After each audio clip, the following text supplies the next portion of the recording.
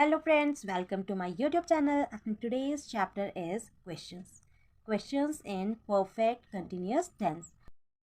As we have already done all three parts of questions in indefinite, continuous and perfect, and this is the last one, perfect continuous tense. So let's start with present time.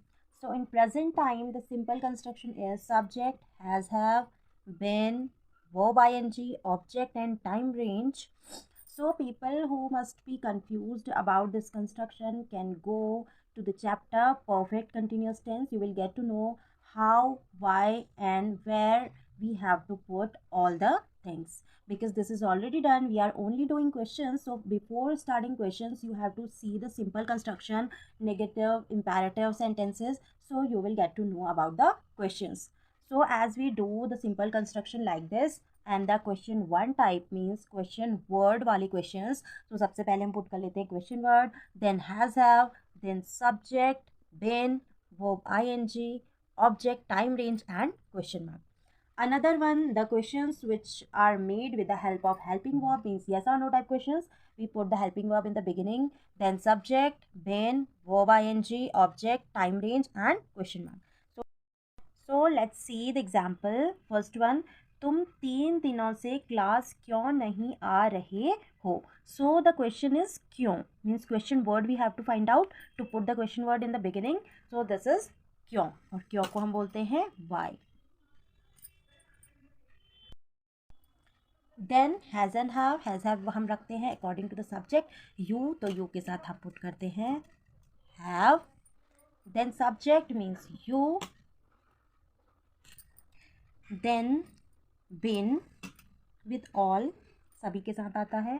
उसके बाद verb ing, क्यों नहीं आ रहे हो, आना means coming. Then time range, so तुम 3 दिनों से क्लास क्यों नहीं आ रहे हो, वाई हैव यू.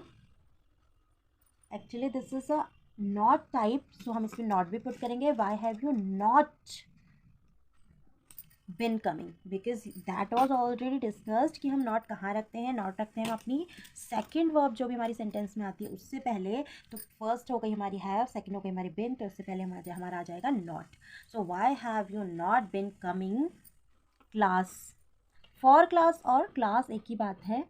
क्लास तो 3 दिनों से मीन्स पीरियड ऑफ टाइम है ऑफ 3 days, फॉर 3 days. तो सेंटेंस हो जाएगा हमारा, तुम 3 दिनों से क्लास क्यों नहीं आ रहे हो, why have you not been coming class for 3 days. Second है हमारा, क्या वह सुबह से रो रहा है, येस और नो टाइप क्वेश्चन. तो सबसे पहले हम अपनी हेल्पिंग वर्ब पुट कर देते हैं. वह मीन्स ही, तो ही के साथ हमारा आता है हैज़. देन सब्जेक्ट हो गया हमारा he, then been, verb ING, रो रहा means crying. Then object and time range, क्या वह सुबह से रो रहा है. ऑब्जेक्ट इस पर कुछ भी नहीं है, टाइम है हमारा सुबह से, तो सुबह के लिए हम यूज़ करते हैं मॉर्निंग, और मॉर्निंग क्या होता है हमारा एक पॉइंट ऑफ टाइम होता है जिसके साथ हम सिंस का यूज़ करते हैं. अब जिनको भी ये कन्फ्यूजन है कि सिंस कहाँ लगाना है, फॉर कहाँ लगाना है, प्लीज़ जाके एक बार चैप्टर देख लीजिए, तो आपको पता चल जाएगा कि सिंस और फॉर का यूज़ हम कैसे करते हैं. क्या वह सुबह से रो रहा है, has he been crying since morning. Okay, so let's continue with the past tense, perfect continuous tense. Simple construction is subject, had, been, verb ing, object and time range. Both are same, only this helping verb is changed. In present we use has and have, and in past we use had, and there is no confusion because had comes with every subject. So the first question is question word, then had, then subject, been, verb ing, object, time range and question mark. Same है बिल्कुल present की तरह, बस had का फर्क है. Then question 2, helping verb आगे आ जाएगी had, then subject, been, verb ING, object and time range. So let's do the example. तुम इतने दिनों से क्या कर रहे थे. So the question word is क्या. यही हमारा क्वेश्चन वर्ड होता है जिसको हमने फाइंड आउट करना है कि वो क्या है, और क्या है, क्या को हम कहते हैं व्हाट.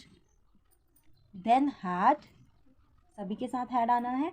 सब्जेक्ट मीन्स तुम, यानी कि you. Then bin,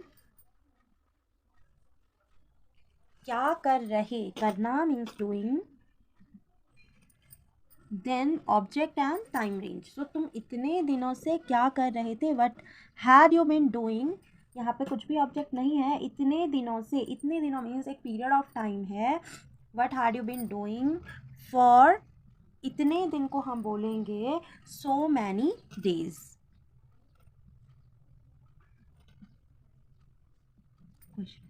so the sentence would be, तुम इतने दिनों से क्या कर रहे थे, what had you been doing for so many days.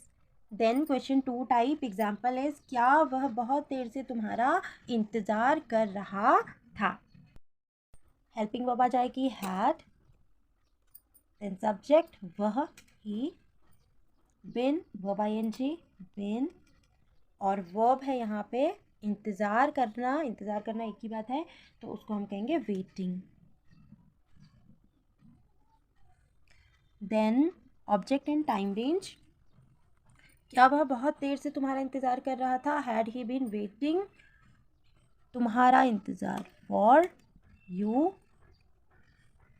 बहुत देर से भी एक क्या है, पीरियड ऑफ टाइम है, तो पीरियड ऑफ टाइम के लिए हम यूज़ करते हैं फॉर, और बहुत देर से यानी कि अ long time.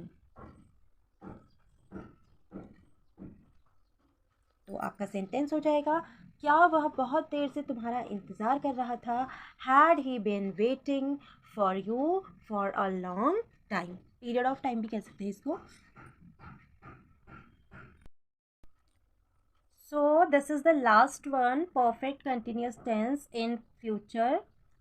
In our habitual routine or in general life, we do not talk in such sentences, but only for the construction we are understanding it. Otherwise, in such language, we do not talk. But if such sentences come in front of us, so how will we make them? तो कैसे हम उनको बनाएंगे ये हमें पता होना चाहिए, इसीलिए सिर्फ कंस्ट्रक्शन के लिए हम इन्हें बना रहे हैं। अदरवाइज़ हम अपनी लैंग्वेज में ऐसे सेंटेंसेस को नहीं बोलते हैं। फ्यूचर का जो हमारा परफेक्ट कंटिन्यूस टेंस का जो कंस्ट्रक्शन होता है वो होता है हमारा subject, then will, shall, have, been, verb ING, object and time. So in question 1, first we put question word, then will, shall, subject, have, been, verb ing, object, time range and question mark. In question 2, will, shall, subject, have, been, verb ing, object and time range, then question mark. Then first example is, तुम 2 महीने कहाँ रह रहे होगे। तो कहाँ जो है वो है हमारा क्वेश्चन वर्ड, इसको हम बोलते हैं where. Then will, shall according to the subject, तो यू के साथ हम यूज़ करते हैं विल। देन सब्जेक्ट, सब्जेक्ट हमारा है तुम यानी कि यू। हैव बीन सभी के साथ आता है, एक जैसा कंपलसरी है, इसमें हमें सोचना नहीं है कि किसके साथ पुट करें और किसके साथ नहीं। वर्ब आईएनजी रह रहे मीन्स लिविंग। ऑब्जेक्ट, ऑब्जेक्ट कुछ है नहीं यहाँ पे, उसके बाद आ जाता है हमारा टाइम रेंज। तो 2 महीने जो होता है वो एक पीरियड ऑफ टाइम होता है, तो वो हो जाएगा हमारा फॉर 2 months। तो हमारा सेंटेंस बन जाएगा, where will you have been living for 2 months। अब इतना हम ऐसे बात नहीं करते हैं, बट कंस्ट्रक्शन हमें आना चाहिए कि अगर कभी भी हमारे सामने ऐसा सेंटेंस आ जाए तो हम कैसे उसको बनाएंगे। So the second one is, क्या मैडम हमें 2 हफ्तों के लिए काम दे रही होंगी। तो इसमें आ जाएगा हमारा विल, शैल, मैडम के साथ हम यूज़ करेंगे will, then subject madam, then have been, verb ING काम देना मीन्स गिविंग वर्क, और किसे दे रही हैं, हमें, तो यह हो जाएगा हमारा will madam have been giving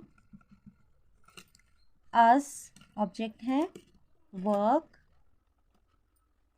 then time range, time range हो जाएगी आपकी 2 हफ्तों के लिए means for 2 weeks, question mark. तो ये हो गया हमारा, क्या मैडम हमें 2 हफ्तों के लिए काम दे रही होंगी। Will madam have been giving us work for 2 weeks। यहाँ हमारा ऑब्जेक्टिव फॉर्म आ गया, हम का वी का ऑब्जेक्टिव फॉर्म होता है अस, तो यहाँ हमारा ऑब्जेक्टिव फॉर्म आ जाएगा। सब्जेक्टिव फॉर्म और ऑब्जेक्टिव फॉर्म अब हम अपने नाउन चैप्टर में पढ़ेंगे। सो ये था हमारे कंप्लीट, हमारे जो भी क्वेश्चंस हैं वो हो गए हैं, वो चाहे आपके इंडेफिनिट में थे, कंटिन्यूस में, परफेक्ट या परफेक्ट कंटिन्यूस में, बहुत इजी होते हैं। अगर आपको सिंपल कंस्ट्रक्शन आता है तो आपके लिए क्वेश्चन बनाना कोई बड़ी बात नहीं है। तो इसके लिए सबसे पहले आप अपने सिंपल चैप्टर देख लीजिए और उसके बाद अपने कंस्ट्रक्शन बनाइए क्वेश्चंस में। तो अगर आपको मेरी आज की वीडियो अच्छी लगी हो, यूज़फुल लगी हो, तो प्लीज़ चैनल को लाइक, शेयर एंड सब्सक्राइब करना ना भूलें। Thank you.